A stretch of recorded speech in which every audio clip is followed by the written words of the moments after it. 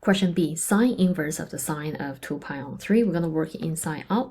So 2 pi on 3 is in the second quadrant. So in the second quadrant, sine is positive. So therefore, I know that the reference angle here is pi on 3, which is same as 60 degrees. So this is root 3 on 2. Now we are looking at the sine inverse. Now, for sine function to have inverse, we have a restriction. So the restriction is between negative pi on 2 and pi on 2. So that means it has to be in the first and fourth quadrant. But because the sine value is positive, so only in the first quadrant is positive, so we have to pick the angle based on the reference angle. It has to be in the first quadrant. So therefore, the answer is pi on 3. Now let's have a look at question C. So again, working inside out, so we have 4 pi on 3. That is actually in the third quadrant. So in the third quadrant, for cosine is negative, and the reference angle is pi on 3. So this is negative half. Now we are working on the cosine inverse, and we know the cosine inverse restriction is between 0 and pi. So it's first and second quadrant, but because we are looking at the negative value, so therefore is second quadrant. So therefore, based on the reference angle, so this part is pi on 3, so therefore is 2 pi on 3. Question D, arcsine of sine 4 pi on 3. Again, we know that 4 pi on 3 is in the third quadrant, so for the sine is negative, so this is negative root 3 on 2. Now, we're going to deal with the inverse function. Arcsine means inverse. For the inverse function, the sine angle should be between negative pi on 2 and pi on 2, first and fourth quadrant. But because the whole value should be negative, so we are only considering the fourth quadrant and using the reference angle. So therefore, this is negative pi on 3. For tangent inverse of the tangent of negative pi on 6, so negative pi on 6 is here in the fourth quadrant, and the tangent inverse, I know it has to be between the first and the fourth quadrant, and because it's actually within the given domain, I can straight away say this is negative pi on 6. Now I'm going to do the same thing for the next one as well, without really truly working out what is the whole tangent inside the bracket. So let's have a look at this one. We have negative pi, 8 pi on 7. Negative 8 pi on 7 is going negative 7 pi on 7 and go up a little bit. So it's in the second quadrant. In the second quadrant, the tangent is negative. So we're going to find the arctan of that negative value, and we know that the tangent restriction is between first and fourth quadrant. So in order to get the negative value of the arctan, it must be in the fourth quadrant. So I extend this angle to the fourth quadrant. So therefore the answer is negative pi on 7. Now let's have a look at these questions here. Please feel free to pause the video and then try this again by yourself and come back to the video. Now, question A, cosine of the sine inverse of the root 3 on 2. Now, this time you can see that the inverse function is inside of the trig function.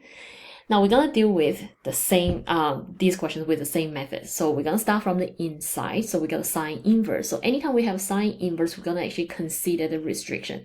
So for sine inverse, the restriction is the angle must be between negative pi on 2 and pi on 2, first and fourth quadrant. And because we have the positive value, so that means the angle is in the first quadrant. So therefore, this is cosine of pi on 3. And we know cosine pi on 3 is half. Let's have a look at second one. Tangent of arcsine, negative half. So you have the arcsine negative half, which is we have to consider the domain restriction.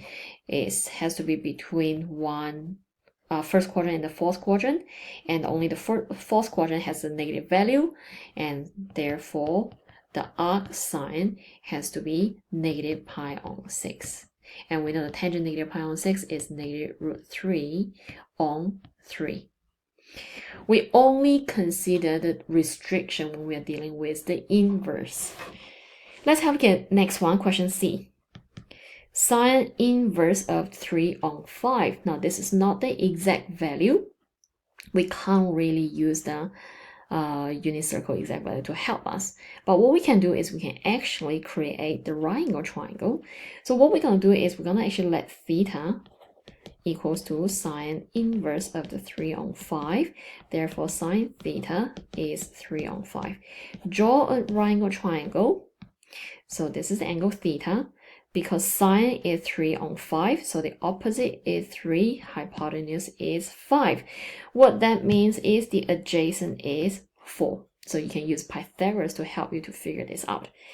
Now we're going to rewrite the whole thing. So the cosine, instead of sine inverse of that, we're going to replace it with theta. So now we are looking for cosine theta, but we can use this right angle triangle to help us figure out what that is. So it's 4 on 5. Now, pause first here. When we are dealing with sine inverse, we still need to think about the domain restriction. Sine inverse, we only consider first and second quadrant, but because 3 on 5 is a positive, so the angle must be in the first quadrant. So that enables us to use the right angle triangle. Now let's have a look at question D. We have sine of arc cos negative 3 on 4. So again, let's look at inside. We have cos inverse of negative 3 on 4. When we are looking at cosine, we are dealing with first and second quadrant. And because the cos value is negative, so we have to consider the second quadrant. So what we're going to do is we're going to actually draw a right angle triangle in the second quadrant and let this be theta. And because we are dealing with the whole thing equal to theta, so this is cos theta equals to 3 on 4. We're just going to deal with the actual length of the right angle triangle. So adjacent is 3 and the hypotenuse is 4.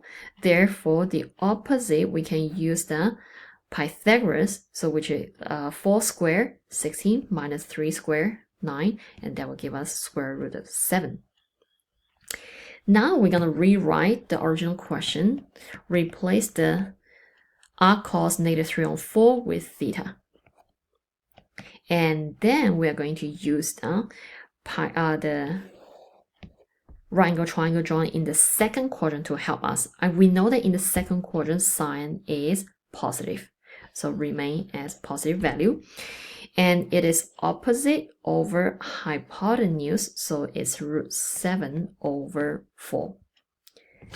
Now you realize that question C and D is actually using the right angle triangle, but you still have to consider the restriction. Now let's have a look at these two questions. We got a tangent of the cosine inverse. So we're going to deal with this. Let this whole thing inverse be theta. So theta equals cos inverse of negative 2 on 3. Consider the quadrant. Cosine theta is negative 2 on 3. We only consider first and second quadrant for the inverse. So in order to be negative, so it has to be in the second quadrant. So now we're going to draw a right angle triangle in the second quadrant and let this be theta. And we're going to consider the side length of the triangles only without considering the negative sign. So this is adjacent is 2, hypotenuse is 3. So therefore, the opposite is square root of 3 squared minus 2 squared. So that's 9 minus 4, therefore square root of 5. Now go back to the original question. I rewrite it as tangent of theta. So we go back to this triangle. So tangent of theta is opposite over adjacent. My opposite is root 5 and adjacent is 2. However, in the second quadrant, tangent is negative. So the answer is negative root 5 on 2. Now let's have a look at the last one. We have sine inverse of 5. So let's start with replace it with theta. We are letting theta equals to sine inverse of 5. This will give us sine theta equals to 5. Now just think about it. Sine function graph, the maximum is 1. This is beyond 1, so therefore it's undefined. And theta is undefined. Therefore, tangent theta is also undefined. There's no solution for this.